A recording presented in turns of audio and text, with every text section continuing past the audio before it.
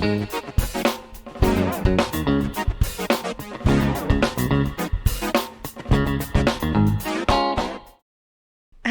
and welcome to Take a Beat. My name is Tirza and I am the digital pastor here at IES. And Take a Beat is a podcast from IES where we invite you to take a little break, come chat with us, or in this case, me, only to launch ourselves back on the beat. So, it's just me today, and so I'm sharing a little bit of the things that have been in my mind. So actually, a couple weekends ago, I went to escape rooms, and I say escape rooms because I went to two. One on Saturday, another one on Monday. I think, yeah. But one of them were with IES teens, so they had this summer event, and it was to go to escape rooms. And I begged Pastor Josh because I love escape rooms, and I'm actually a little obsessed with escape rooms. So I asked Pastor Josh if there's room, can I come? And he was very gracious and there was room, so I went with the teens. And the escape room that we went to, I think it's called Tomb of Osiris. That's it. And it's set in like ancient Egypt or Egypt, Tomb of Pharaoh, something like that. And there was this point where there was like the sun god, like monument of some sort, and the thing said to kneel.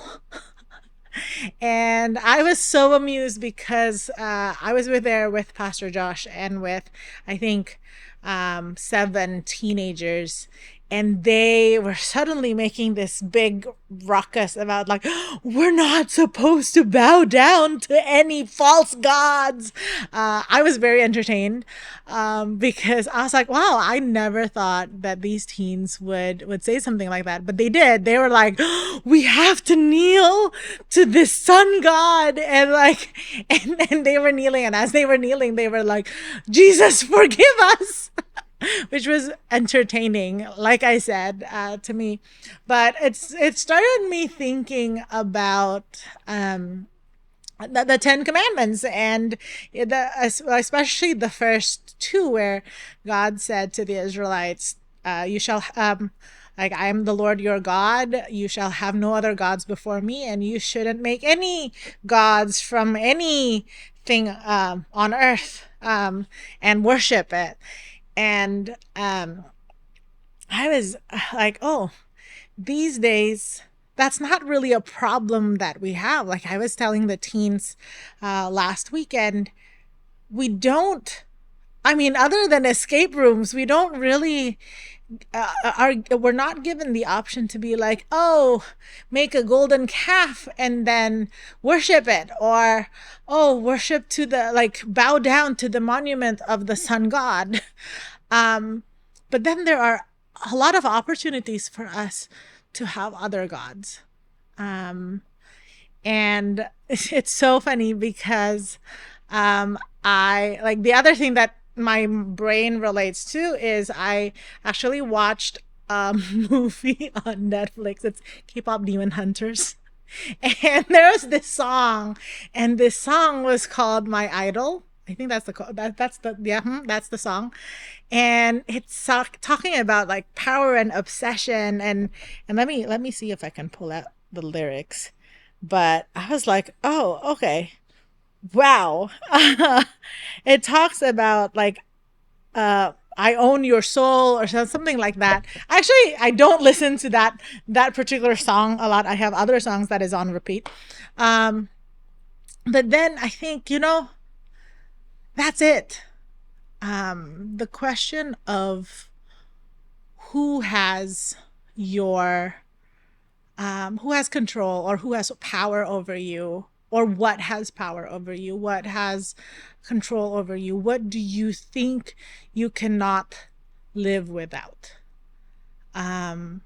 And that's a question that, as I was prepping for my message for the teens for last weekend, that was the thing that kept on coming back to me. The question that kept on coming back to me is, what have you made uh, irreplaceable for you, and what in your life has your full attention? And so this is something that I always thought, okay, I got this. I work at a church, and I minister to people. Of course, God is like my God, and God is the most important thing to me. Um, but I actually had a conversation with one of my with my counselor, maybe um, I would say about 6 to 8 months ago. And she's a Christian counselor, and she called me out because I was kind of grieving some like loss of relationships. Some people in my life who I thought were going to be there for a really long time, and then they're not. Um, and then I remember sharing with her, and I told her, I feel wobbly. I feel like I'm a structure, and all of these, what was the word that I used? I had like I'm a structure, but I had this scaffolding. I this is what I told her. I was like, it's sort of like there's this all of these scaffolding that kind of help keep me upright, and then these scaffoldings are suddenly taken away, and I told her I feel wobbly. And then she asked me this question, I think this started me on this like a completely interesting lesson with the Lord.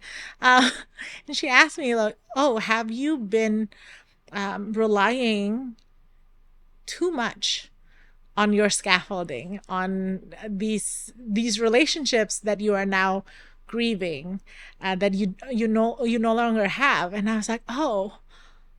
Then I realized, oh, after going through grief, after my mom passed away, I was relying on these people, and God was using them, and like a couple of them are my mentors and things like that, and God was using them in that season to help me.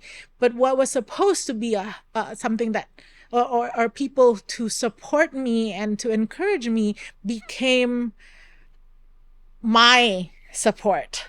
And and I relied so much on those relationships that without them I felt wobbly. And then it was a conversation with God, and God's like, I'm still here. I'm supposed to be your strength. I'm supposed to be the one who keeps you upright.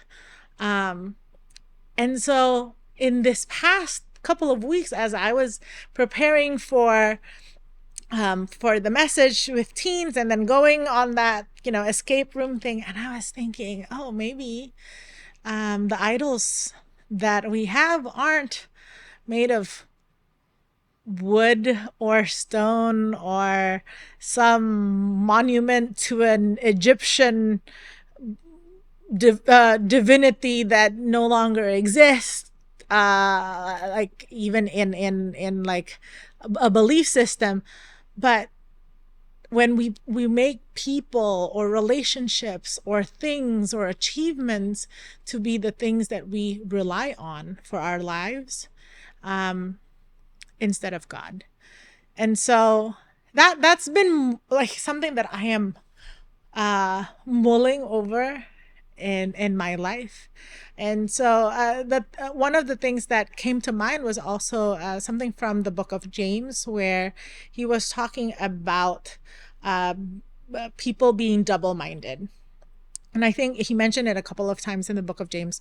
And I remember having this discussion with someone. I think we were taking a class about the book of James, and this idea of being double-minded is idolatry. It's having two things. It's God and something. It's having okay, I believe in God, but I will also supplement God with something else.